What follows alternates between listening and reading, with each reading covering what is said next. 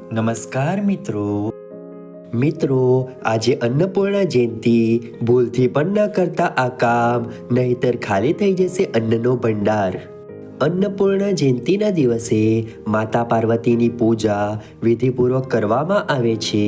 દર વર્ષે અન્નપૂર્ણા જયંતિ માગસર મહિનાની પૂર્ણિમાની તિથિએ ઉજવવામાં આવે છે. આ વખતે અન્નપૂર્ણા જયંતિ 26મી ડિસેમ્બરે છે.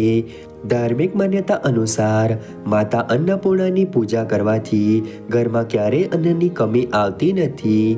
અનાજની દુકાનો હંમેશા ભરેલી રહે છે.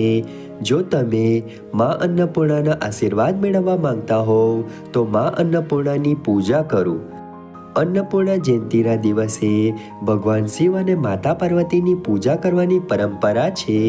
અન્નપૂર્ણા જયંતિના દિવસે કેટલાક કાર્યો ભૂલથી પણ ન કરવા જોઈએ, અન્યથા માતા અન્નપૂર્ણાના આશીર્વાદ પ્રાપ્ત થતા નથી. આ સિવાય ખોરાકની અછતનો સામનો કરવો પડે છે. તો ચાલો જાણીએ અન્નપૂર્ણા જયંતિના દિવસે કયા કાર્યો ટાળવા જોઈએ.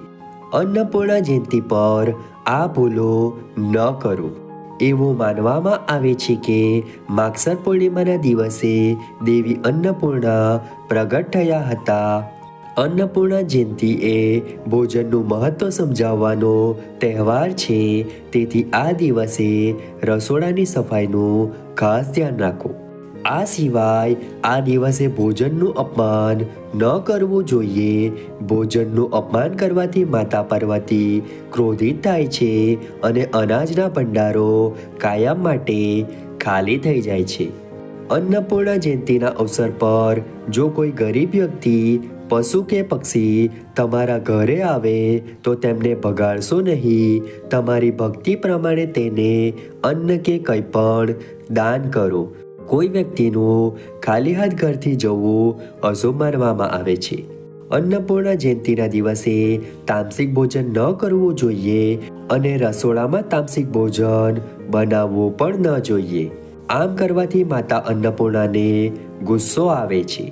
એવું માનવામાં આવે છે કે જો રાત્રે વાસણો આજુબાજુ ગંદા પડેલા હોય તો માતા અન્નપૂર્ણા ક્રોધિત થઈને જતા રહે છે.